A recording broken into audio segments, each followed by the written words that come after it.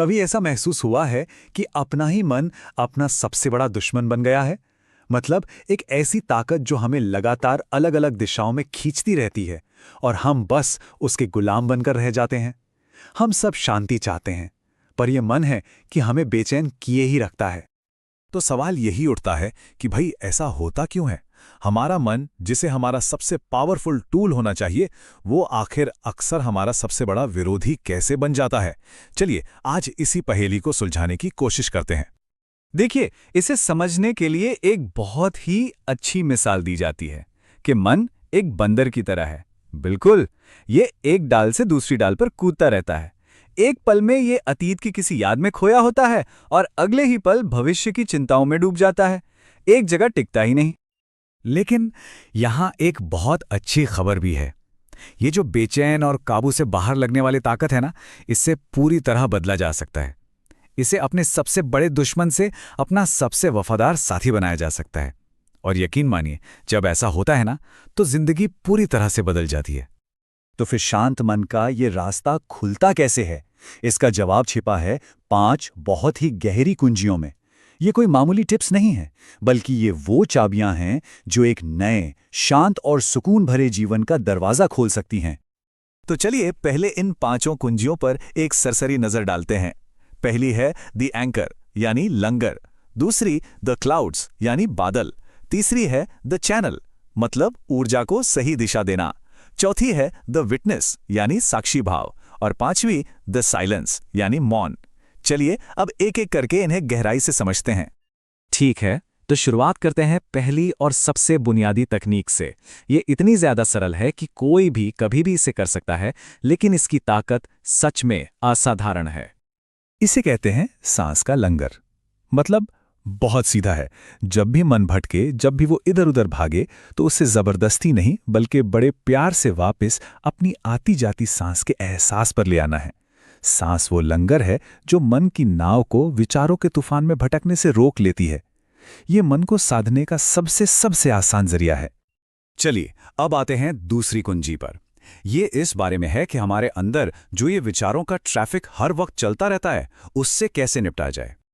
जरा इस बात पर गौर कीजिए, विचार बस आते जाते बादल हैं और आप वो आसमान हैं। कितना गहरा विचार है ना? आसमान कभी बादलों को पकड़ने की कोशिश नहीं करता, वो बस उन्हें आने और जाने देता है। बादल आते हैं और चले जाते हैं, पर आसमान वहीं रहता है। और यही सबसे जरूरी बात है। हमारा लक्ष्य विचारों को रोकना है ही नहीं, क्योंकि सच तो यह है कि यह नामुमकिन है। असली लक्ष्य तो यह है कि विचार हम पर हावी ना हो पाएं। हमें विचारों का मालिक बनना है, उनका गुलाम नहीं। तो अब जब हमने मन को टिकाने और विचारों को देखने की एक नींव रख दी है, तो चलिए अब बाकी के 3 रहस्यों को भी समझते हैं, जो इस सफर को और भी गहरा बनाते हैं। तीसरी कुंजी है द चैनल। देखिए, मन की जो एनर्जी है ना, उसे रोका नहीं जा सकता, उसे सिर्फ एक दिशा दी जा सकती है। अगर हम उसे रोकने की कोशिश करेंगे तो वो और ज्यादा ताकत से वापस आएगी। तो समझदारी इसी में है कि उसकी ऊर्जा को किसी रचनात्मक काम की तरफ मोड़ दिया जाए। यहां पर यह फर्क समझना बहुत जरूरी है। एक तरफ है सार्थक काम, जैसे कोई कला, संगीत या कुछ नया सीखना, और दूसरी तरफ है मन को भटकाने वाली चीजें, जैसे फोन पर घंटों तक बेवजह स्क्रॉल करते रहना। एक काम आपकी ऊर्जा को एक जगह लाता है और दूसरा उसे पूरी तरह बिखेर देता है। चौथी कुंजी है द विटनेस यानी साक्षी भाव। यह एक बहुत गहरा बदलाव है अपनी पहचान में।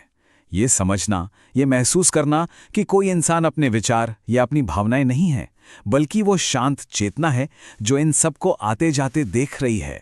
ठीक वैसे ही जैसे कोई दर्शक पर्दे पर चल रही फिल्म देखता है। इस दूरी से ही असली आजादी मिलती है।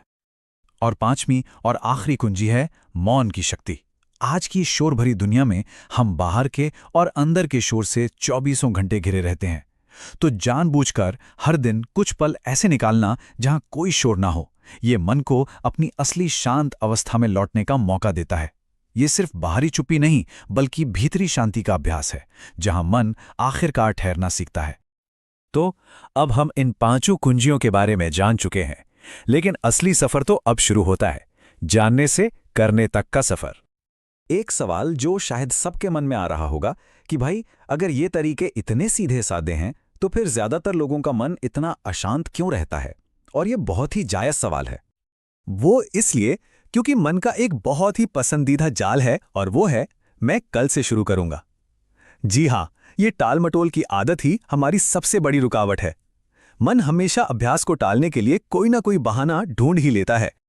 इस एक लाइन में पूरी बात का सार छिपा है। मन एक तलवार की तरह है जिसे सिर्फ और सिर्फ रोज के अभ्यास से ही तेज किया जा सकता है। सिर्फ जानने का कोई फायदा नहीं अगर उसे रोजमर्रा की जिंदगी में उतारा ना जाए। निरंतरता यानी कंसिस्टेंसी ही असली बदलाव लाती है। और जब अभ्यास को आदत बना लिया जाता है तो नतीजे भी साफ साफ दिखने लगते हैं।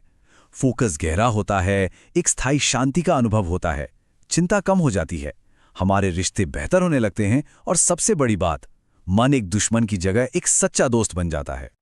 एक बदलाव का ये पूरा का पूरा सफर बस एक फैसले से शुरू होता है, सिर्फ एक, और वो फैसला है कि कल से नहीं बल्कि आज से, अभी से शुरू करना है। पहला कदम उठाना ही सबसे मुश्किल और सबसे जरूरी होता है। तो आखिर में चुनाव हमेशा हमारा अपना होता है। मन की गुलामी चाहिए या उससे आजादी? देखिए, बंधन भी यही मन है और मुक्ति का रास्ता भी इसी मन से होकर गुजरता है। चुनना तो हमें ही है।